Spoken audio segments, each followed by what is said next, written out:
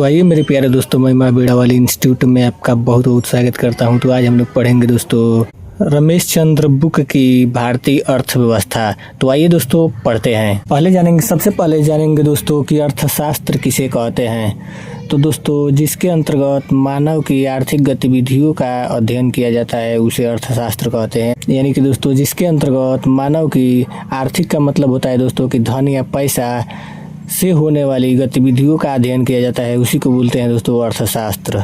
तो आइए दोस्तों अब जानते हैं अर्थव्यवस्था यानी कि अर्थव्यवस्था किसे कहते हैं। तो दोस्तों अर्थव्यवस्था जो है ये बना हुआ है अर्थ प्लस व्यवस्था से। अर्थ का मतलब होता है दोस्तों कि पैसा या धन, और व्यवस्था का मतलब होता है दोस्तों कि प्रबंध या इंतजाम। यानी कि दोस्तों जो धन से या पैसे से जो कुछ भी काम किया जाता है उसी को बोलते हैं दोस्तों अर्थव्यवस्था। इसका परिभाषा है दोस्तों कि वस्तुओं और सेवाओं के उत्पादन, वितरण एवं उपयोग की सामाजिक व्यवस्था को अर्थव्यवस्था कहते हैं।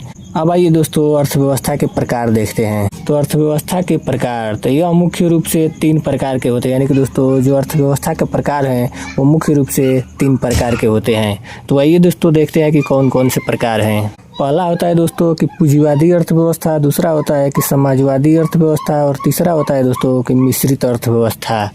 अब आइए दोस्तों देखते हैं कि जो पूंजीवादी अर्थव्यवस्था है ये किसको कहते हैं।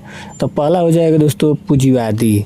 तो इसमें दोस्तों पूंजीपति प्लस सरकार। तो आइए दोस्तों इसकी परिभाषा देखते हैं।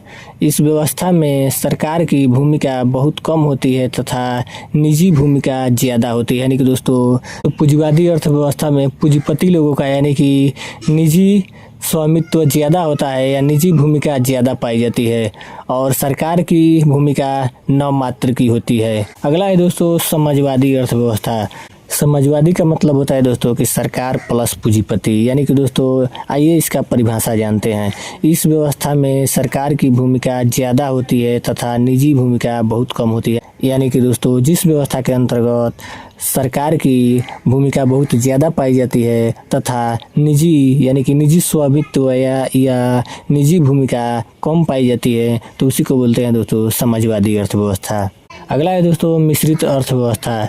इसका मतलब होता है दोस्तों कि सरकार बराबर निजी यानी कि पूंजीपति। यानी कि दोस्तों जिसमें सरकार और पूंजीपति दोनों लोगों की भूमिका बराबर होती है उसी को बोलते हैं दोस्तों मिश्रित अर्थव्यवस्था। इसका परिभाषा है दोस्तों कि इसमें सरकार और पूंजीपति दोनों की भूमिका होती है। यानी कि दोस्तों जो मिश्रित अर्थव्यवस्था है इसमें सरकार और पूंजीपति दोनों लोगों की भूमिका होती है।